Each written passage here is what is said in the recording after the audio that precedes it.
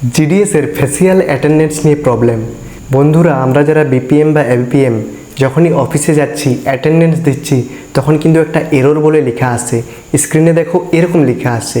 এই সমস্যার সমাধান কি? আজকের ভিডিওতে অবশ্যই আমি একদম A to Z বিস্তারিত তথ্য বলবো এবং কিভাবে এই সমস্যা থেকে আপনি মুক্তি পাবেন সেই নিয়েও কিন্তু বিস্তারিত জানাবো। তাই অবশ্যই আজকের ভিডিওটা কিন্তু একটু শেষ পর্যন্ত দেখবেন, কারণ ভিডিওটা দেখলেই আপনার সমস্যার সমাধান কিন্তু আজকেই পেয়ে যাবেন। তাই একদম কিন্তু করবেন না, কারণ A to Z প্রসেস রয়েছে, সবগুলো কিন্তু আপনাদেরকে জানতে হবে, বুঝতে হবে, তাহলেই সমস্যার সমাধান হবে। তো চলুন আর বেশি দেরি না করে শুরু করা যাক আজকের ভিডিও। তবে ভিডিও শুরু করার আগে নমস্কার বন্ধুরা, আমি শান্তনু আর আপনারা দেখছেন পোস্টাল শান্তনু। তো পোস্ট অফিস সংক্রান্ত নিত্য নতুন আপডেট বা জিডিএসের প্রপার গাইডেন্স বা সরকারি চাকরির সংক্রান্ত নিত্য নতুন আপডেট পেতে অবশ্যই আমাদের পোস্টাল শান্তনু চ্যানেলটিকে ফলো বা সাবস্ক্রাইব করে পাশে থাকুন। তো চলুন শুরু করা যাক। আজকের ভিডিওর মূল টপিক হচ্ছে যে জিডিএসের ফেসিয়াল অ্যাটেন্ডেন্সের সমস্যা হচ্ছে।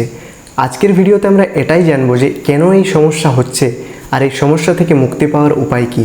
বন্ধুরা, আমরা যখনই অফিসে যাচ্ছি, অফিসে গিয়ে ডিভাইস নিয়ে যখনই অ্যাটেন্ডেন্স দিচ্ছি স্ক্রিনে এরকম লেখা চলে আসছে। কেন আসছে? ঠিক আমারও হয়েছিল, পরপর 2 থেকে 3 দিন আমারও এরকম হয়েছে। কিন্তু কেন এটা হচ্ছে, কেন আর এর সলিউশন কী? চলুন প্রথমেই চলে আসি সলিউশনের কথায়। আপনাদের অবশ্যই ডিভাইসে রয়েছে MDM অ্যাপ স্টোর। এই অ্যাপ স্টোরের মধ্যেই কিন্তু আপনার আধার বেসের যে অ্যাটেন্ডেন্সের অ্যাপটা সেটা কিন্তু আপনি পেয়ে যাবেন। আর এই অ্যাটেন্ডেন্স অ্যাপটার পাশে যদি আপনার আপডেট বলে লেখা থাকে তাহলে আপনি আপডেট করে দিন, তারপরেই কিন্তু সমস্যার সমাধান হয়ে যাবে। আপডেট করার পর যখন আপনি অ্যাটেন্ডেন্স দেবেন তখন কোনো রকম আর সমস্যা হবে না। আগে যেমন অ্যাটেন্ডেন্স হতো ঠিক সেরকমই অ্যাটেন্ডেন্স হয়ে যাবে। কিন্তু এবার প্রশ্ন হলো, যদি আপডেট লেখাটা না থাকে তাহলে কি করবেন?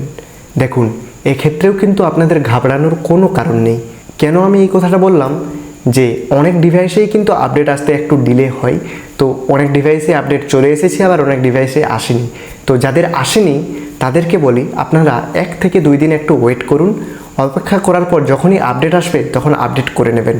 কিন্তু এই কটা দিন কিন্তু আপনার অ্যাটেন্ডেন্সটা হবে না, এরকমই প্রবলেম দেখা যাবে।